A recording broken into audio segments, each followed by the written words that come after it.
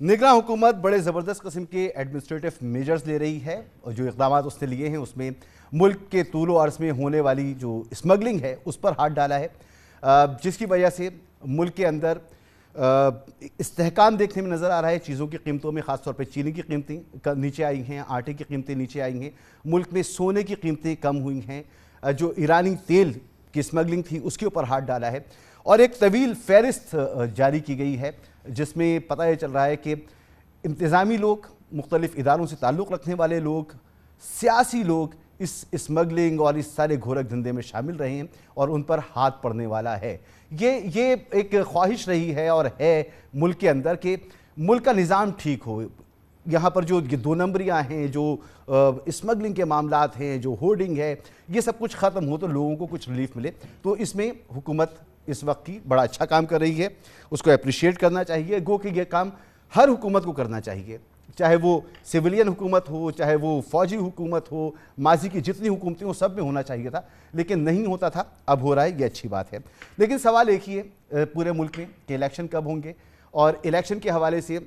तकरीबन तमाम ही सियासी जमातें इस वक्त राब्ता मुहिम कर रही हैं। पीपल्स पार्टी का जो मौक़िफ़ है और जो उसके अंदर सिचुएशन है वो बड़ी दिलचस्प सिचुएशन है। नून लीग के कैंप में थोड़ी सी खामोशी मौजूद है। आज भी बिलावल भुट्टो ज़रदारी साहब जो हैं वो हैदराबाद में थे और वहाँ पर गुफ्तगू कर रहे थे। सिंध में बड़ी गहमा गहमी है, यहाँ पर MQM हो, GDA हो, JUIF हो, जमात इस्लामी हो, पीपल्स पार्टी हो, सभी मुतहर्रिक हैं। पंजाब में क्या सूरत हाल है, आज इस पर तफसील से बात करेंगे। लेकिन थोड़ा सा आज फिर बात करते हैं, कल भी हमने बात की थी कि पीपल्स पार्टी के कैंप में क्या हो रहा है। कल तो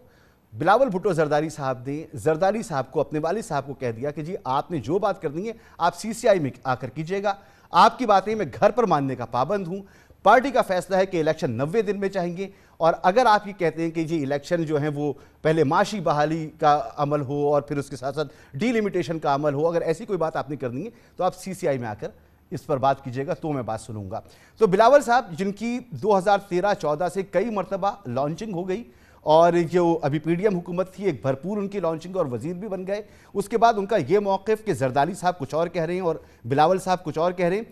बड़ा इंपॉर्टेंट है कि अब यहाँ पर अगर ज़रदारी साहब का मौक़िफ़ प्रिवेल करता है तो क्या बिलावल भुट्टो ज़रदारी साहब जो हैं वो पिछली सीट पर जाके बैठेंगे और फिर एक और उन्हें आगे चल के लॉन्चिंग चाहिए होगी, या फिर ज़रदारी साहब अब पिछली नशिस्त पर बैठेंगे और बिलावल साहब लीड करेंगे। तो बिलावल साहब की पहले गुफ्तगू सुन लें, फिर आगे बात बढ़ाती हैं। यानी ये जो गुफ्तगू बिलावल साहब कह रहे हैं, इसको समझने के लिए यानी कैसे इसको समझें कि आप अपने 15 साल के दौर में हमेशा बल्दियाती इलेक्शन से भागते रहे, खैबर पख्तूनख्वा और पंजाब के इलेक्शन में उससे आप भागे। आपने अपनी CC में फ़ैसला किया कि आपने जो मरदमशुमारी है उसके हवाले से जाकर इसके हक़ में फ़ैसला देना है। पहले आपके वज़ीर आला कहते रहे कि फ़ैसला नहीं देना, फिर आपने किया, तो इलेक्शन तो आपने आगे बढ़ाए, इलेक्शन से तो आप भागे, लेकिन अब आप कह रहे हैं कि आपके इत्तेहादी सिर्फ इलेक्शन से भाग रहे हैं, तो इसमें कोई दूसरी राय भी नहीं है।